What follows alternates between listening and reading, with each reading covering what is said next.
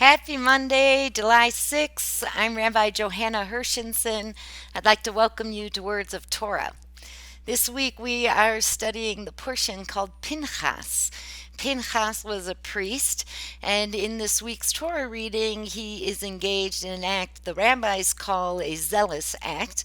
Um, I'm going to call it a moment of not police brutality, but priestly brutality. So Pinchas sees Zimri engaged in sexual intercourse with a woman called Cosby, and Cosby is understood certainly by the rabbis of the tradition much later on to be a prostitute of a cult of idolatrous practices.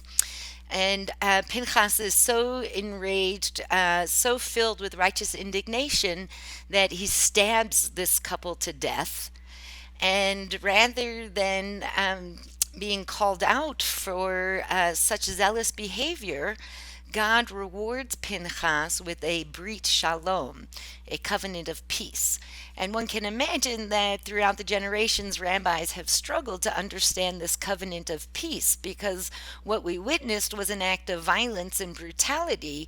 How does it result in a covenant of shalom, of peace?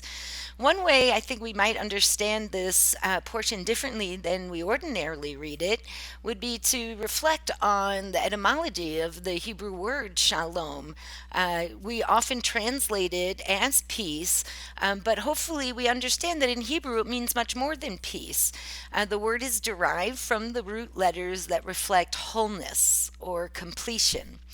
Shalom does not refer to an absence of stressors or anxieties or conflict, but rather a full picture, right? So that those anxieties, those stressors, that conflict is part of a bigger picture so that we don't get lost in it, but rather have a certain sense of solidity.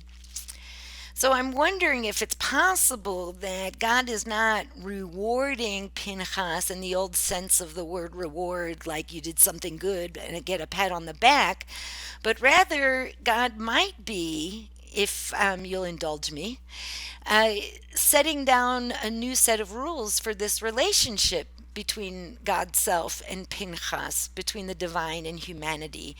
Perhaps a Brit Shalom is not some gift of peace that one receives, but an opportunity in relationship to allow how one really behaves, how one truly is in the world to be reflected back through that relationship. So only in relationship with Pinchas does God notice that maybe divine plagues that punish masses are just as distasteful as Pinchas' murder of a man and a woman.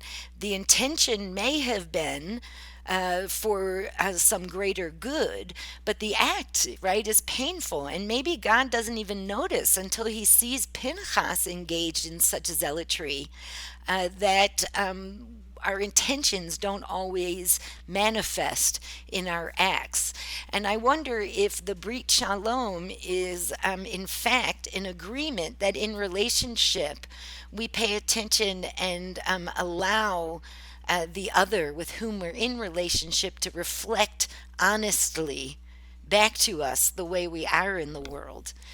This would be a gift, maybe not as fun a gift as a diamond ring or a gift certificate for a massage or spa treatment, but in life, to have the opportunity to see how we really are reflected through our partners in relationship is a wonderful gift that keeps on giving, enables us to constantly engage in improving our behavior and our way of being in the world.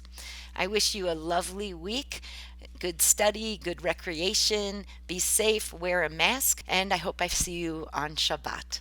So long.